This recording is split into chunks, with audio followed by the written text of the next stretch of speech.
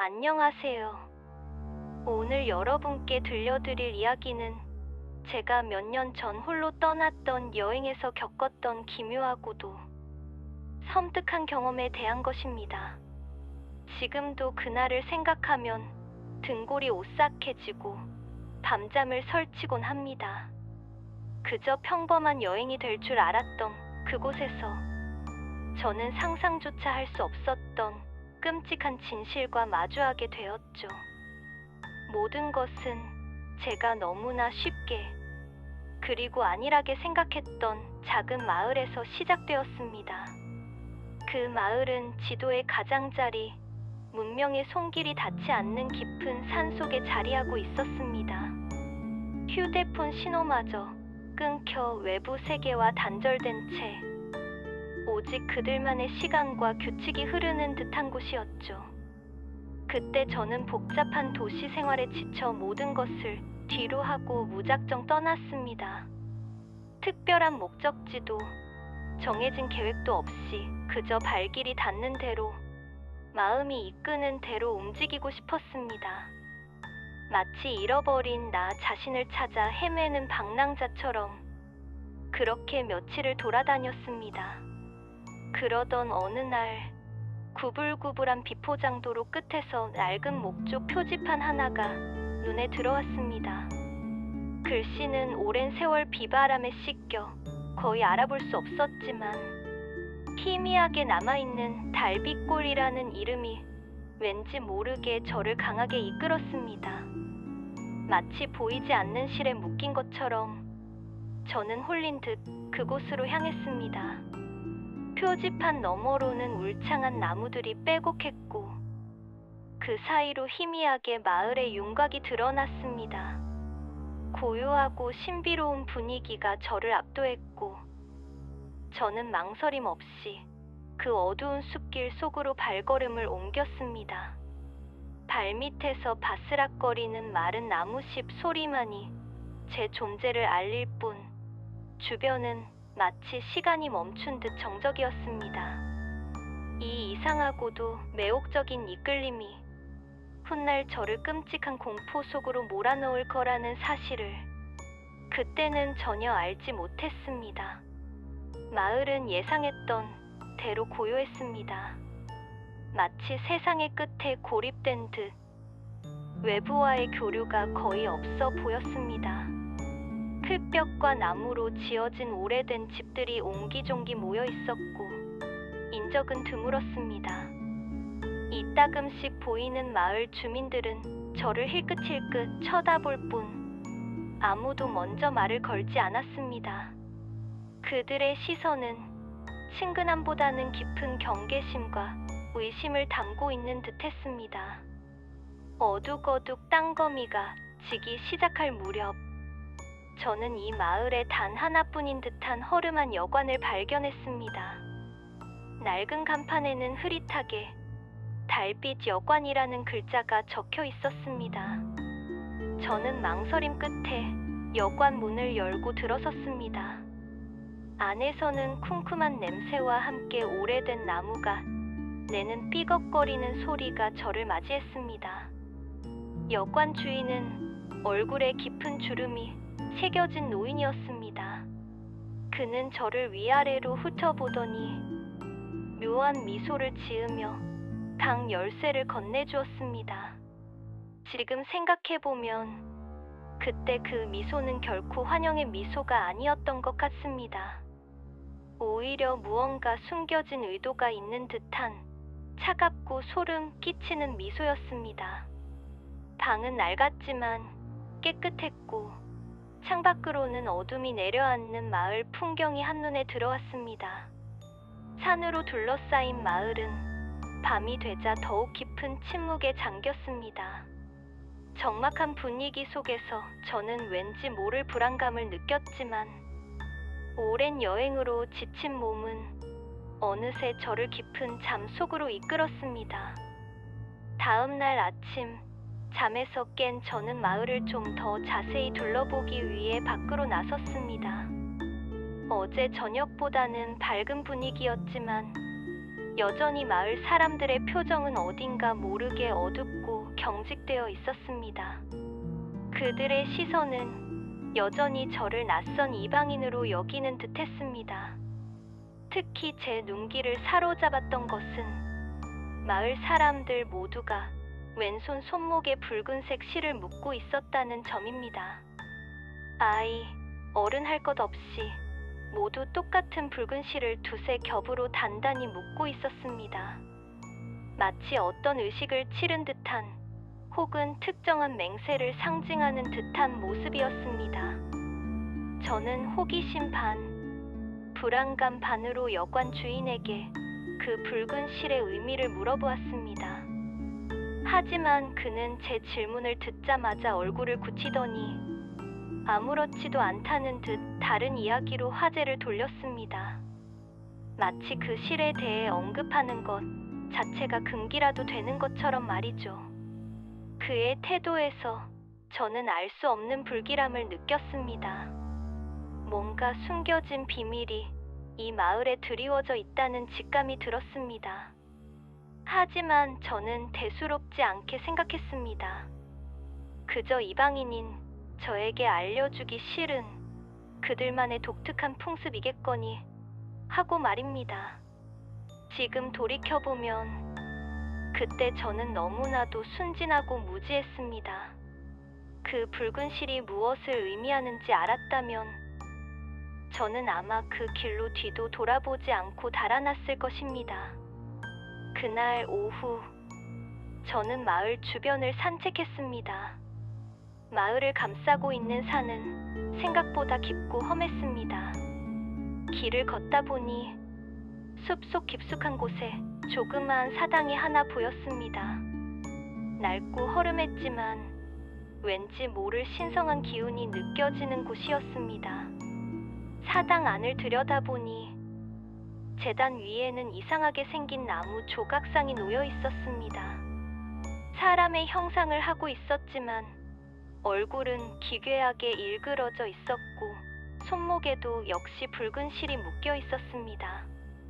저는 섬뜩함을 느끼면서도 동시에 이 마을의 풍습에 대한 강한 호기심이 생겼습니다. 사당을 나와 다시 마을로 돌아오는 길, 저는 인기척 없는 숲 속에서 희미하게 들려오는 노랫소리를 들었습니다. 몽환적이면서도 음산한 알아들을 수 없는 언어로 불리는 노래였습니다. 마치 귀신이 곡하는 소리처럼 애절하면서도 섬뜩했습니다. 저는 순간적으로 온몸에 털이 곤두서는 것을 느꼈습니다. 발걸음을 재촉하여 마을로 돌아왔지만 그 소리는 밤새도록 제 귓가를 맴돌며 저를 괴롭혔습니다. 밤이 되자 마을은 더욱 깊은 정적에 잠겼습니다. 여관방에 홀로 앉아 창밖을 내다보니 달빛 아래 마을은 더욱 기괴하게 보였습니다. 멀리서 들려오던 노랫소리는 잦아들었지만 대신 묘한 부스럭거리는 소리와 함께 알 수 없는 속삭임이 들려오는 듯했습니다. 저는 잠을 이룰 수 없었습니다. 뒤척이다가 문득 창밖으로 시선을 돌렸을 때 저는 믿을 수 없는 광경을 목격했습니다. 마을 사람들이 하나둘씩 집 밖으로 나와 어딘가로 향하고 있었습니다. 그들은 모두 흰색 옷을 입고 있었고 손에는 희미한 등불을 들고 있었습니다. 마치 좀비처럼 느릿느릿 움직이는 모습은 섬뜩하기 그지없었습니다. 저는 그들이 어디로 가는지 궁금했지만 동시에 알 수 없는 두려움에 사로잡혔습니다. 혹시나 하는 마음에 저는 조심스럽게 여관 문을 열고 그들의 뒤를 따랐습니다. 마을 사람들은 일렬로 서서 아까 제가 보았던 숲속 사당으로 향했습니다. 사당에 도착하자 그들은 일제히 멈춰서서 제단 앞에 무릎을 꿇었습니다. 달빛 아래 그들의 모습은 마치 어떤 의식을 치르려는 듯 엄숙하고도 기괴했습니다. 제단 위에는 여전히 기괴한 나무 조각상이 놓여 있었고 그 앞에는 알 수 없는 재물들이 놓여 있었습니다. 저는 숨죽이며 그들의 움직임을 지켜보았습니다. 한 노인이 앞으로 나서더니 알 수 없는 주문을 외우기 시작했습니다. 그의 목소리는 낮고 음산했으며 숲 전체를 뒤흔드는 듯했습니다. 마을 사람들은 그의 주문에 맞춰 웅얼거리듯 알 수 없는 소리를 냈습니다. 그때 저는 섬뜩한 것을 발견했습니다. 제단 앞에 놓인 재물 중 하나가 다름 아닌 작은 아이의 손목에 묶여 있던 붉은 실이라는 것을 말입니다. 저는 순간적으로 머릿속이 하얘지는 것을 느꼈습니다. 그리고 이어서 노인이 다른 아이의 손목에서 붉은 실을 끊어내는 모습을 보았습니다. 아이는 소리 없이 울고 있었지만 아무도 그 아이를 도와주지 않았습니다. 오히려 모두가 무표정한 얼굴로 그 장면을 지켜보고 있었습니다. 저는 그제야 붉은 실의 의미를 깨달았습니다. 그것은 단순한 풍습이 아니었습니다. 그것은 바로 재물이 될 차를 표시하는 징표였던 것입니다. 제가 처음 마을에 들어왔을 때 마을 사람들이 모두 손목에 붉은 실을 묶고 있었던 이유, 그리고 여관 주인이 그 질문에 불쾌한 표정을 지었던 이유가 비로소 이해되었습니다. 이 마을은 겉으로는 평화로워 보였지만 사실은 끔찍한 인신공히 풍습을 이어오고 있었던 것입니다. 그리고 그 대상은 바로 어린아이들이었습니다. 제 몸은 얼어붙는 듯했습니다. 심장이 미친 듯이 뛰고 식은땀이 비 오듯 흘러내렸습니다. 저는 더 이상 그 광경을 지켜볼 수 없었습니다. 조용히 그 자리를 벗어나 여관으로 돌아왔습니다. 밤새도록 저는 잠을 이룰 수 없었습니다. 눈을 감으면 아이의 울음소리와 노인의 음산한 주문이 귓가에 맴돌았고, 눈을 뜨면 기괴한 나무 조각상과 붉은 실이 아른거렸습니다. 저는 이 마을에 더 이상 머물러서는 안 된다는 것을 직감했습니다. 날이 밝자마자 저는 서둘러 짐을 챙겨 여관을 나왔습니다. 여관 주인은 여전히 묘한 미소를 지으며 저를 배웅했습니다. 그의 미소 속에서 저는 어젯밤 보았던 섬뜩한 광경을 다시 떠올렸습니다. 저는 뒤도 돌아보지 않고 마을을 빠져나왔습니다.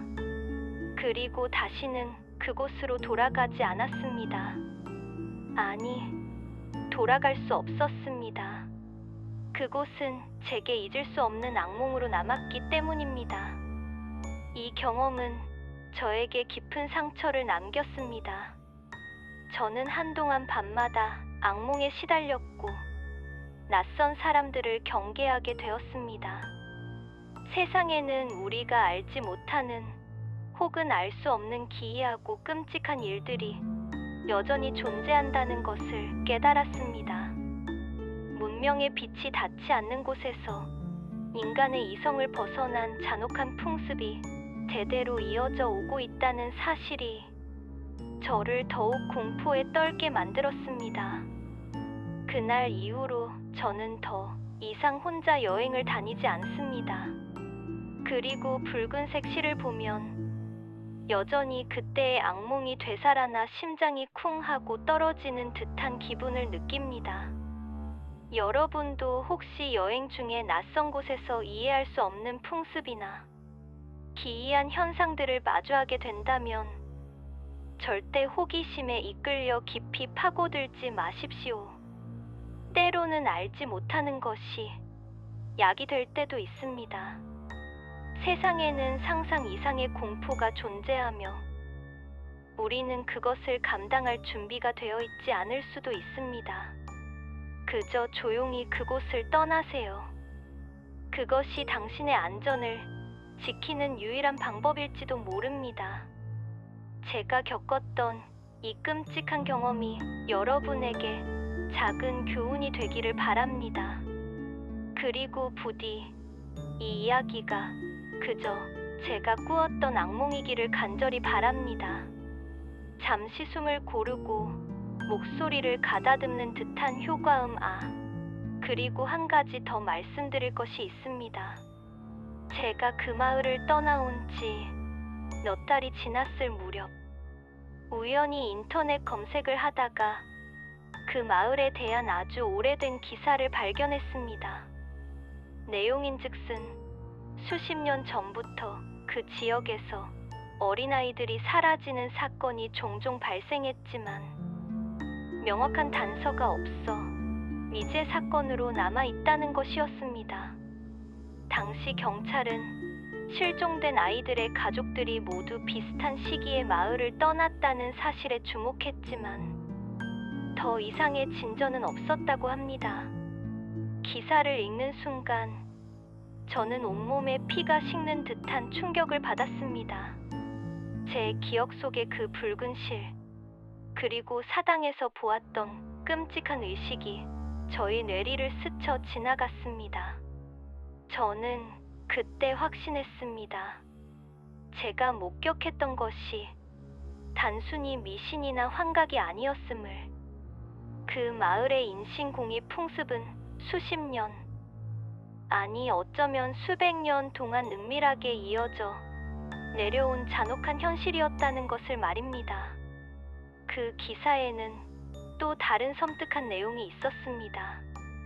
마을 사람들은 외부인에게 극도로 배타적이며 마을의 풍습에 대해 질문하는 것을 매우 불쾌하게 여긴다는 내용이었습니다.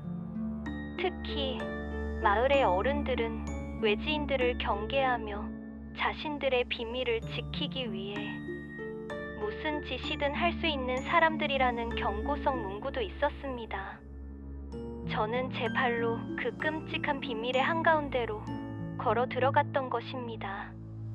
어쩌면 제가 그 밤에 그 사당을 훔쳐보지 않았다면 저는 아무것도 모른 채 그 마을에서 며칠을 더 보내다가 그들의 다음 제물이 되었을지도 모른다는 생각에 등골이 오싹해졌습니다. 저도 모르는 사이에 저는 거대한 죽음의 그림자 속에서 아슬아슬하게 줄타기를 하고 있었던 것입니다. 그 기사를 읽은 후 저는 더욱 깊은 공포에 빠졌습니다. 제가 목격한 사실을 세상에 알려야 할지 아니면 저의 안전을 위해 침묵해야 할지 갈등했습니다. 하지만 결국 그 마을의 비밀은 저 혼자 감당하기에는 너무나도 거대하고 무거운 것이었습니다. 저는 그 후로도 오랫동안 그 마을에 대한 기사를 찾아보았지만 더 이상 새로운 소식은 없었습니다. 마치 세상에서 지워진 듯 그 마을은 다시금 깊은 침묵 속에 잠겨버렸습니다. 그러나 저는 알고 있습니다. 지금 이 순간에도 그 마을에서는 끔찍한 의식이 계속되고 있을지도 모른다는 것을. 그리고 언젠가 또 다른 순진한 여행자가 저처럼 그곳에 발을 들여놓게 될지도 모른다는 것을. 저는 이 이야기를 여러분에게 들려줌으로써 혹시라도 비슷한 상황에 처할 수 있는 다른 이들에게 경고하고 싶었습니다. 세상은 우리가 아는 것보다 훨씬 더 기이하고 위험한 곳입니다. 특히 낯선 문화와 풍습 속에서는 더욱 조심해야 합니다. 단순한 호기심이 때로는 돌이킬 수 없는 비극을 불러올 수도 있다는 것을 저는 뼈저리게 경험했습니다. 여러분, 부디 저와 같은 실수를 반복하지 마세요. 낯선 곳에서의 친절은 가장한 악의일 수 있고 고요한 평화 속에는 끔찍한 비밀이 숨겨져 있을 수 있습니다. 모든 것을 의심하고 항상 경계하십시오. 당신의 안전은 당신 스스로 지켜야 합니다. 마지막으로 제 이야기를 끝까지 들어주셔서 감사합니다. 저는 이 이야기를 통해 저를 짓누르던 공포의 무게를 조금이나마 덜어내고 싶었습니다.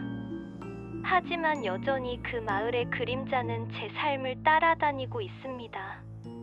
저는 가끔 밤하늘의 붉은 달을 볼 때마다 그 마을의 기괴한 사당과 붉은 실, 그리고 고통받던 아이들의 얼굴을 떠올립니다. 그리고 생각합니다. 과연 그 마을의 악몽은 언제쯤 끝이 날까? 아니, 과연 끝이 날 수 있을까? 이 질문은 아마 제 평생을 따라다닐 질문이 될 것 같습니다. 여러분, 밤길 조심하시고 항상 주변을 경계하세요. 이 세상에는 우리가 상상할 수 없는 어둠이 도사리고 있으니까요.